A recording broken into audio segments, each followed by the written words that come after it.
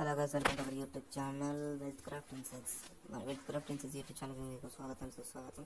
ఈరోజు మీకు international finance topic గురించి చెప్పబోతున్నాను. ఇంటర్నేషనల్ ఫైనాన్స్ అంటే మనీ, ఒక కంట్రీస్ మధ్యలో మనీ ఎలా ఫ్లో అవుతుందో దాని గురించి అన్నట్టు. Main global investments, trade, currency exchange, దీని మీద ఇంటర్నేషనల్ ఫైనాన్స్ అనేది నడుస్తుంది అనమాట. ఇంటర్నేషనల్ ఫైనాన్స్ ఏం గోల్ ఏంటంటే ఇంటర్నేషనల్ ఫైనాన్షియల్ రిస్క్ని తగ్గించి దాన్ని మేనేజ్ చేయడం. కంట్రీస్లలో అండ్ ఫిల్మ్స్లో గ్లోబల్ మార్కెట్ని చాలా స్మూత్గా హ్యాండిల్ చేయడంలో ఇది బాగా హెల్ప్ అవుతుంది. ఎక్స్చేంజ్ రేట్స్ ఇంటర్నేషనల్ ట్రాన్సాక్షన్స్లో చాలా ఇంపార్టెంట్ అనమాట. ఇది గుర్తుపెట్టుకోండి.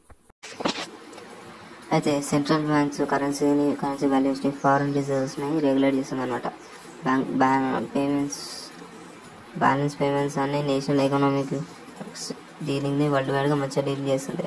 ఫారెన్ డైరెక్ట్ ఇన్వెస్ట్మెంట్స్ ఎఫ్డీఐ ఉంటుంది, అది గ్లోబల్ ఎకనామిక్ గ్రోత్ చాలా బాగా పైకి తీసుకొస్తుంది. ఇంటర్నేషనల్ మానిటరీ ఫండ్ అంటే IMF and world bank aid, ఇవి రెండు ఫైనాన్షియల్ స్టెబిలిటీ అనమాట. గ్లోబల్ క్యాపిటల్ మార్కెట్స్ అన్ని ఇన్వెస్టర్స్కి, బోర్డర్స్ మధ్యలో అన్నిటికీ కనెక్ట్ అయ్యి ఉంటాయి. ఇది మనం మెయిన్గా తెలుసుకొని గుర్తుంచుకోవాల్సిన విషయం.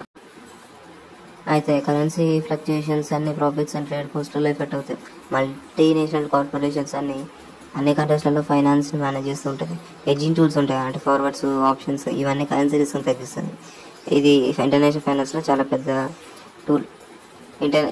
ఇంట్రెస్ట్ రేటు క్యాపిటల్ మూవ్మెంట్ మీద ఇన్ఫ్లుయెన్స్ ఉంటుంది. గ్లోబల్ ట్రేడ్ పాలసీస్ అన్ని ఫైనాన్షియల్ ఫ్లోస్ అండ్ ఇన్వెస్ట్మెంట్ మీద ఇంపాక్ట్ అవుతాయి. ఎక్స్చేంజ్ రేట్ సిస్టమ్స్లో fixed, floating and hybrid models ఇవన్నీ ఇన్వాల్వ్ అయి ఉంటాయి. గ్లోబలైజేషన్ ఫైనాన్షియల్ సిస్టమ్స్ కన్నా చాలా బాగా ఇంటర్ కనెక్ట్ అయి ఉంటుంది.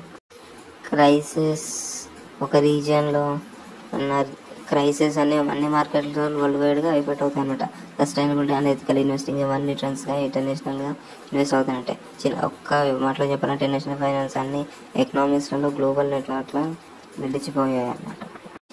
ఓకే ఫ్రెండ్స్, మీరు ఇంటర్నేషనల్ ఫైనాన్స్ గురించి మంచి టాపిక్ అంటే మంచి ఇన్ఫర్మేషన్ తెలుసుకున్నారు అనుకుంటున్నాను. రేపు ఇంకొక వీడియోతోని మళ్ళీ రేపు కలుద్దాం.